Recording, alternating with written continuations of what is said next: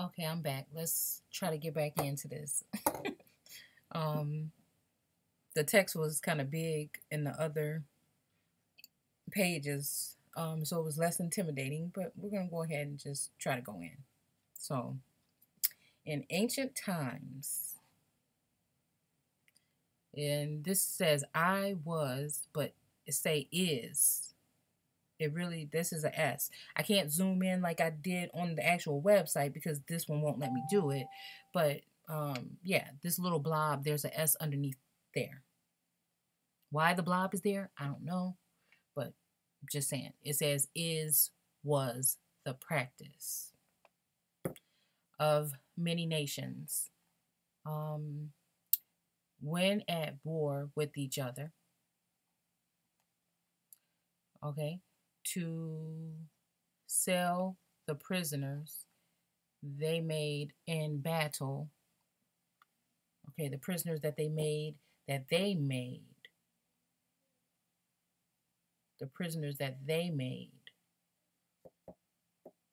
not took, but that they made in battle in order to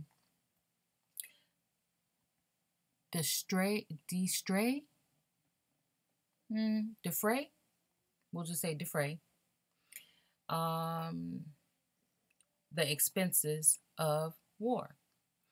The unchristian, or rather inhuman practices, after many ages continued, after many ages,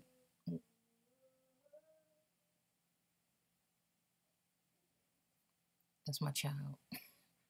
Uh, this unchristian, or rather inhumane practice, after many ages continuance, is at length generally abolished by the Christian powers of Europe, but still continues among some of the nations of Asia and Africa, and to our sad experience, we find it also practiced by the natives of America. One second.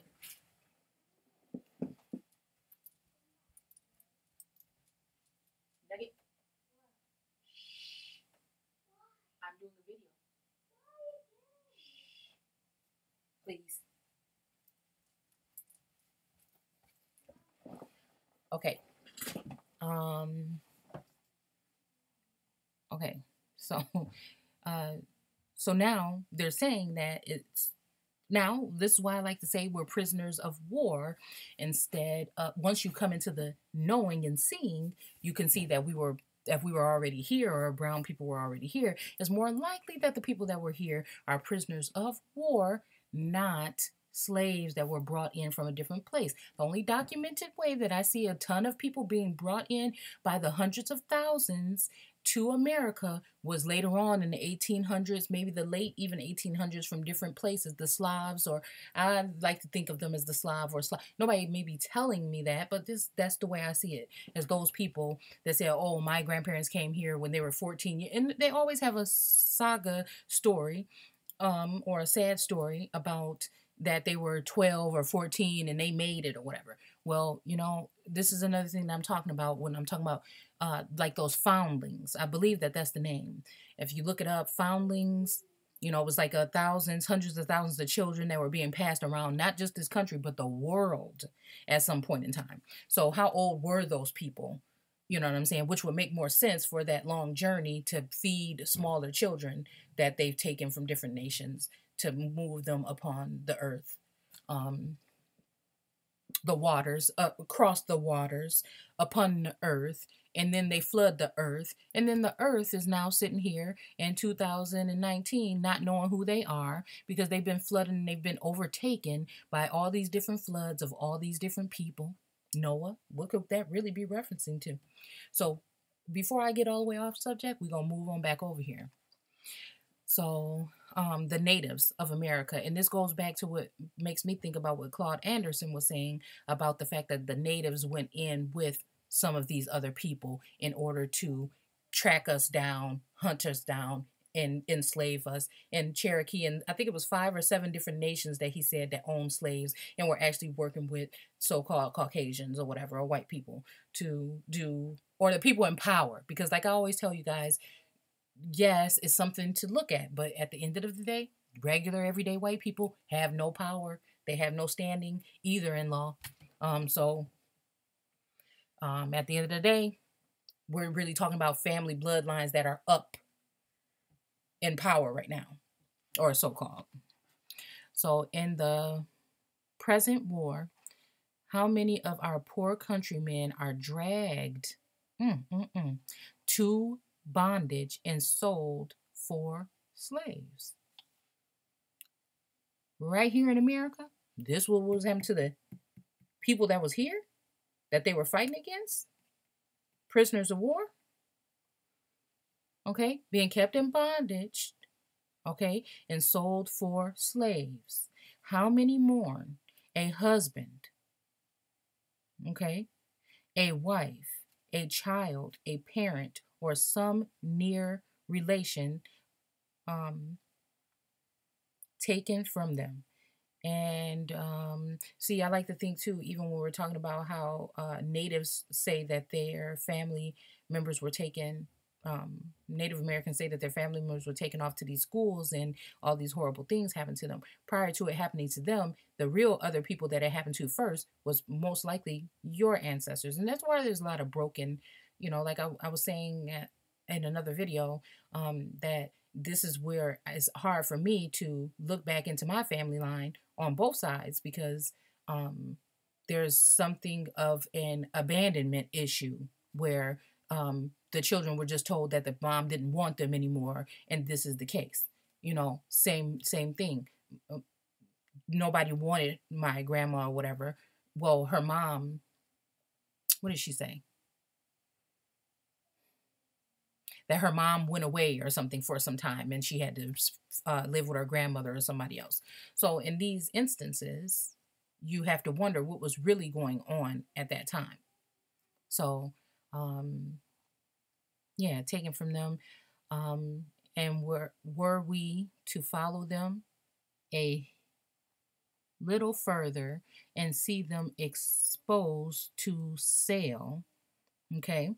So these people are saying, hey, could we had, seen a little bit further and see that they were selling them instead of whatever they were doing.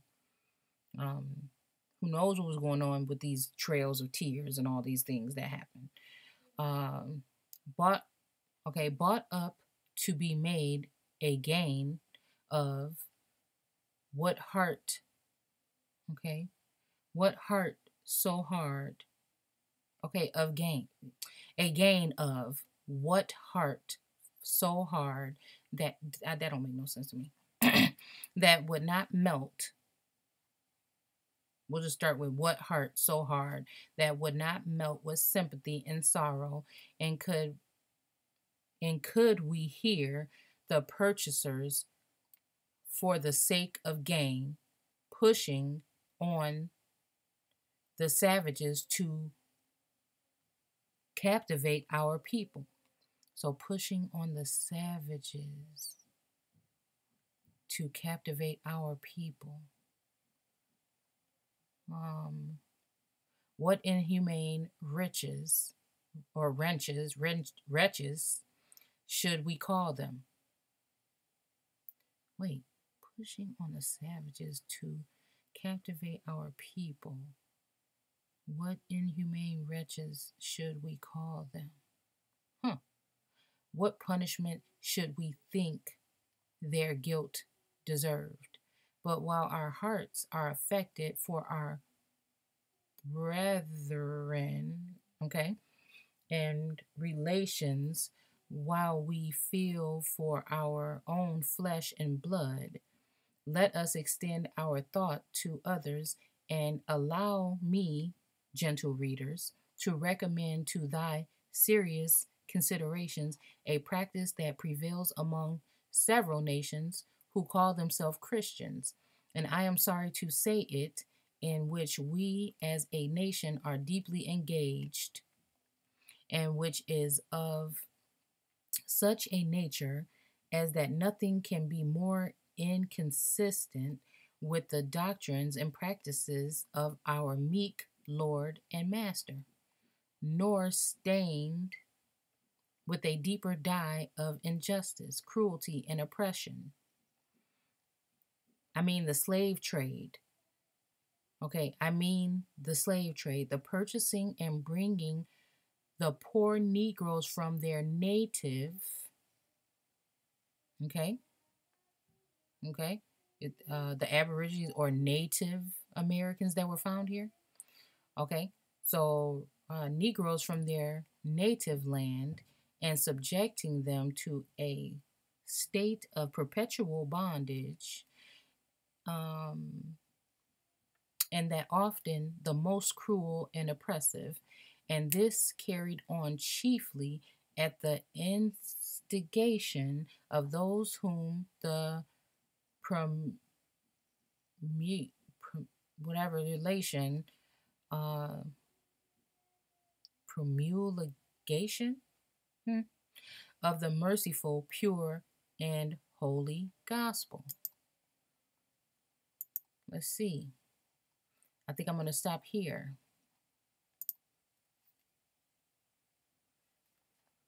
Let me see if I can change the view this way. Yeah, it's a little bit better. Okay, gospel. Okay, the whatever such and such and such gospel of Jesus Christ was committed. Will not the just judge of all the earth? I wonder who he is. This is who I want to get to know. The just, because justice, some we have lack of right here as so-called black people. Judge of all the earth, visit for all this. Okay, will not the just judge of all the earth visit for all this? Or dare we say that this very practice is not one cause of the calamities we are present suffer? Okay, calamities we're at present suffer, and that the captivity of our people is not to teach us to feel for each other. So these are some people that can't feel for each other? Sound familiar? That's to feel for each other. Remind me of this poem I think I'm going to read later on to you guys. And to introduce us to discourage a trade by which many thousands are yearly captivated. So many thousands of American people were being captivated yearly? Huh. Well, let's see. Evils do not arise out of the dust. Evils do not took the dust of the earth and molded it into. Anyways, evils do not arise out of the dust, nor does the Almighty willing afflict the children of men. But when a people offend or ascend as a nation or a public captivity, the justice of his moral government requires that as a nation they be punished, which is generally done by war, famine, or pestilence. I know there are many arguments offered in favor of the purchasers, but they are all drawn from avarice or ill-founded. None will stand the test that divine rule. To do unto all men as we would they should do unto us. Okay, so treat your neighbor as you, whatever, yourself. Without purchasers, there would be no trade, and consequently, every purchaser as he encourages the trade, becomes partaker in the guilt of it, and that they may see with a deep dye of uh, the guilt is of. I beg leave to quote from ex- from extracts from the writings of persons of note who have been long employed in the African trade and whose situation and office in the factories will not admit any to question the truth of what they relate.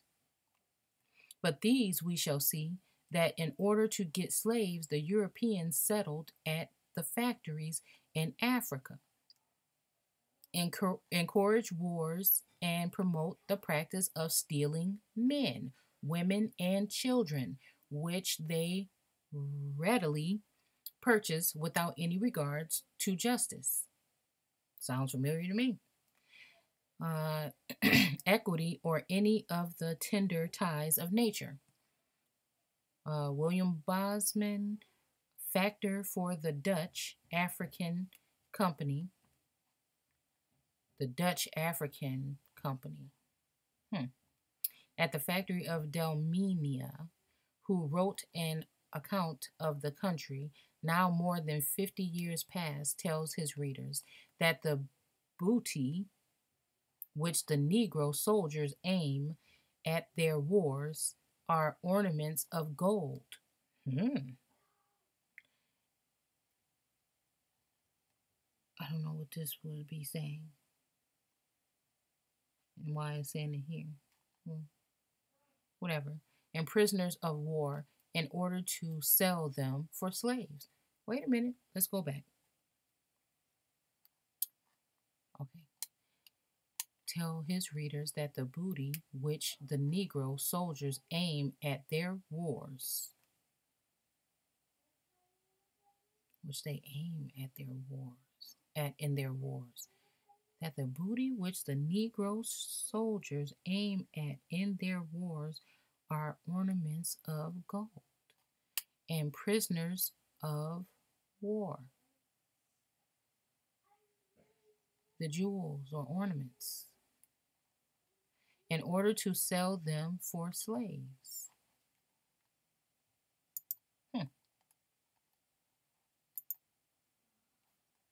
Okay, this will be the last one for real. At pleasure, I wonder what all these are. At pleasure, that many of the inhabitants depend on the plunder and the slave trade. So many of the inhabitants. Now let's just go back and see what an inhabitant would have been back then. Depends on the plunder of the slave trade, and that when vessels arrive, if they have no stock of slaves, the factors trust in the inhabitants with goods for the value of 200 slaves, which they send into the land, country, in order to buy slaves at the markets. Even sometimes 200 miles deep in the country, where markets of men were kept in the same manner as those of the beast within us. So the beast that's within you is going to come over you and take over you, basically. It's what that reminds me of. So I don't know. Okay, I'm sorry, y'all. I hope that this is an okay way of reading this stuff to you guys, but this is the only way that I have to let this stuff out of my brain in order to continue. So when we're talking about the beast of this and the follow, again, like I said, we're talking about beast. We're talking about beast here. We think we're in the beast system, So, anyways, he further adds that in his time, the Europeans furnished the Negroes with an incredible, quantity of firearms and gunpowder, which was then Okay, let me see. Which was then the chief vendable merchandise there. This was the state of the Negro trade. Reminds me of, again, in the book when they say that, I don't know if it was Samuel or one of those people.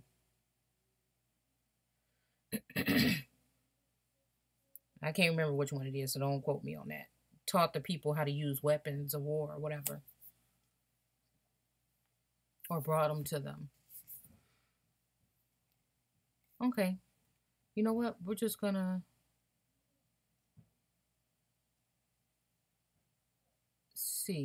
finish this off.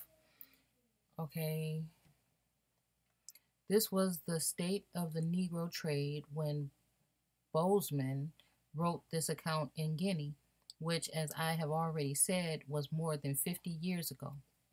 Since that time, the trade is prodigiously augmented. Okay.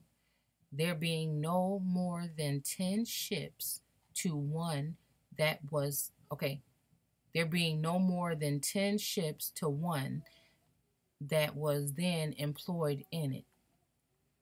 And as the deemed for slaves had augmented, so have the Negroes been the more induced. Wait, oh, I'm thinking I'm all over the place now.